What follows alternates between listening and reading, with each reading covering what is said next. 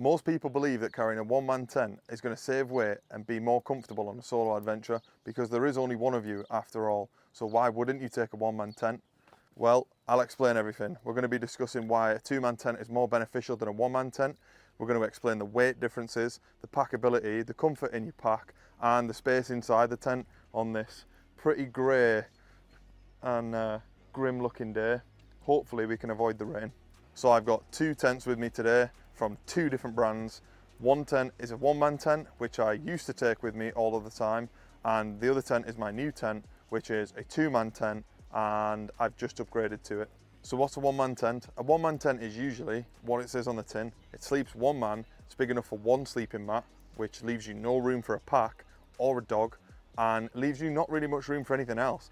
They fiddle around with clever pockets and vents and doors and things like that, but in general, it can only sleep one man. It's more of a bivvy bag than it is a tent, and you're carrying all that weight for not really much benefit. So I'm going to get out my one-man tent. I'm going to put it up behind me in my garden. We're going to go through the pros and the cons of the one-man tent. First things first, let's weigh it. So we're in the kitchen, we've got the scales and my one-man tent. These are the pegs for it, but they're in a different bag. This is the Weshel Aurora 1. So it sleeps one person. This is the packed size, and it's 2.4 kilograms apparently. So we're gonna see just now by putting everything on the scales. Everything's on there. Oh, no, they're not. The poles fell off. So we're at 2.3 kilograms, which is about right, give or take what it says on the label. Right guys, so I've got the tent with me now. I'm not going to bother with the pegs because I don't need to peg it down in my own garden, and we're going to get it out and set a timer, probably set a timer in the corner down here, and we'll see how long it takes me to unpack and set this tent up. It's been a while since I've used this one, so really sorry if it's not a speed run.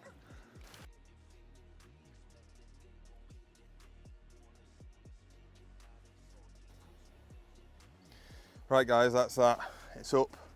I did put it the wrong way around, so we're going to have to walk around it.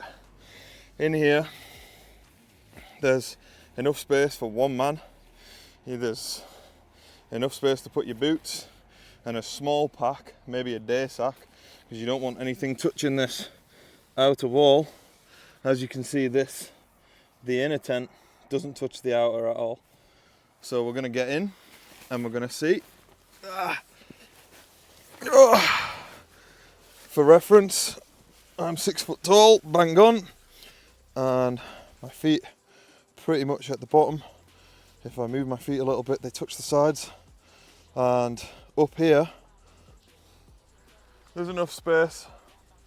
There's enough space for my head, not really much space to roll around. There's a pocket here, air vent above me, and the door's a fly net that just goes around like this, which is convenient.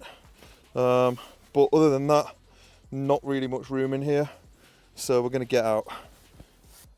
Right, well, as we've just seen, there isn't really enough space in the one-man tent for a long expedition. It's good if you're quickly camping and you just want to quickly whack it out, get some rest and pack up and go again.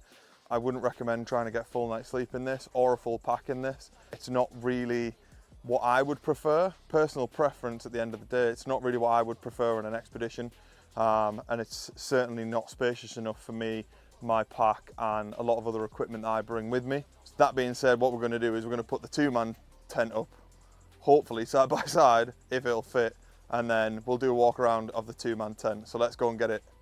Right guys, back in the kitchen, and this is the Stoic, Summit 3, the Navest 3. I'm going to call it the Navest, or the Nest 3, whatever. Anyway, this tent, two-man tent, we're looking at 2.6 kilograms, can sleep two people up. So let's put it on the scales and see if we get 2.5 kilograms. Scales are zeroed. Stick it on.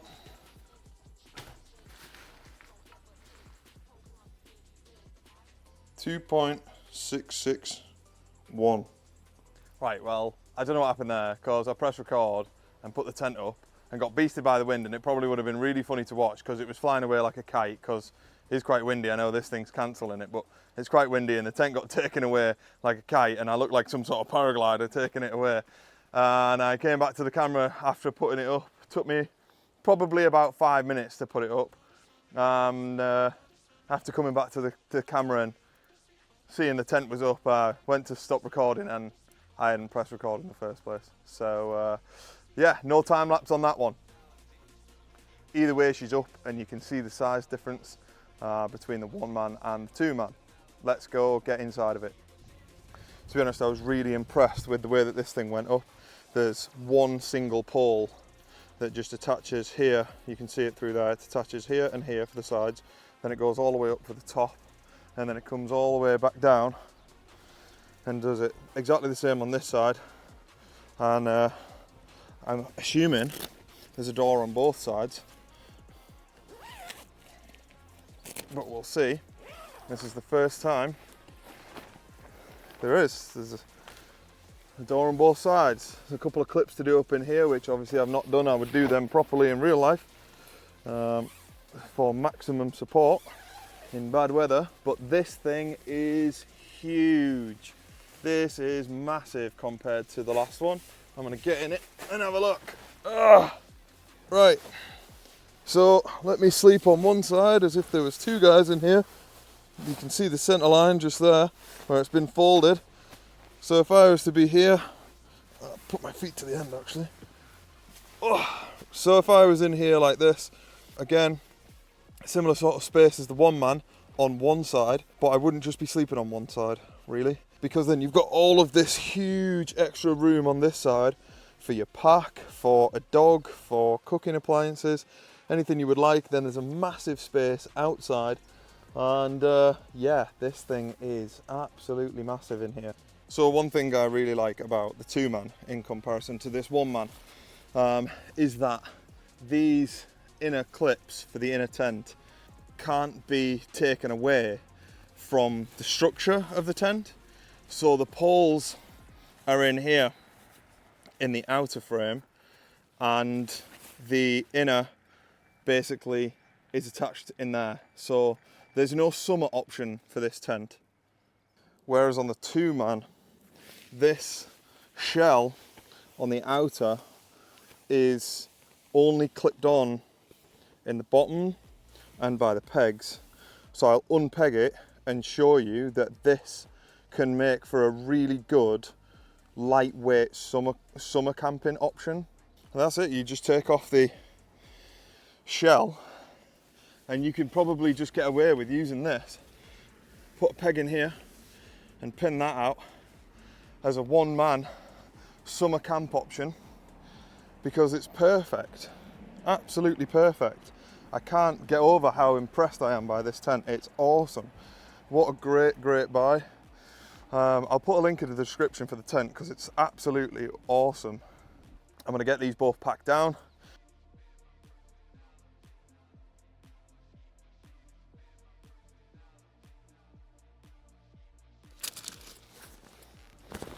Right guys, it took me about 10 minutes to pack both of these up, and this one's not fully packed yet. The peg bag, the pole bag and the stuff sack all come separately, and these 2 need to go in here. And this is probably the major con with this style of tent, is they come in a stuff sack, and if you don't stuff the tent correctly, you just end up like a badly packed sausage, and it just that just gets on my nerves, to be honest. I'd rather just have a sack that zips all the way open and I can clip round, because that's what everything used to be like in the military. You just stuff everything in and you clip it, and then you tighten the straps up. So it doesn't matter how you stuffed it, because it's all about speed and packability. It's about getting it in there, strapping it up and getting it in your sack, not faffing around with a stuff sack like that one. So that's probably another con for the 1-man tents, is they all have these really awkward stuff sacks, whereas this one is literally an open sack with a drawstring. You just pull that, open it, and then these two straps. See how big it is, yeah? All you need to do is pull them, make it tighter, yeah? And then you can change the footprint of this in your backpack because you can make it tighter. This one, on the other hand, I'm gonna have to faff around with this later to sort out the issue here. And to be honest, it's not something I'm looking forward to, so I'd be pretty annoyed if I'd just finished camping and was ready to put this in my sack. Yeah, so there's another con for you with the one-mans and stuff sacks. Right guys, overall, I think we've decided a winner. It's the two-man, obviously. It weighs less, it's more spacious. It may take up more extra room in your bag, but for that, I'm willing to pay the price. And it packs away easier. It's just a lot easier. It has a summer option, a winter option. It's just an all-rounder better tent. And to be honest, I think I picked it up for a little bit cheaper than the one-man as well. So yeah, for me, it's a two-man, it's a no-brainer. Yeah, for me, it's the Stoic Navest 3. That's the winner for me, definitely, for sure. Thanks for watching, guys. I hope everybody's enjoyed this video and we've weighed up the pros and the cons enough for you to make a decision, an informed decision. And please like and subscribe. Comment your thoughts on whether you'd be taking the one-man or the two-man, because I know for me, it's definitely the two-man. I'll hear your points in the comments. Might go amiss though, because the two-man is obviously better in most ways. So thanks for watching, guys. Have a good day. Peace out.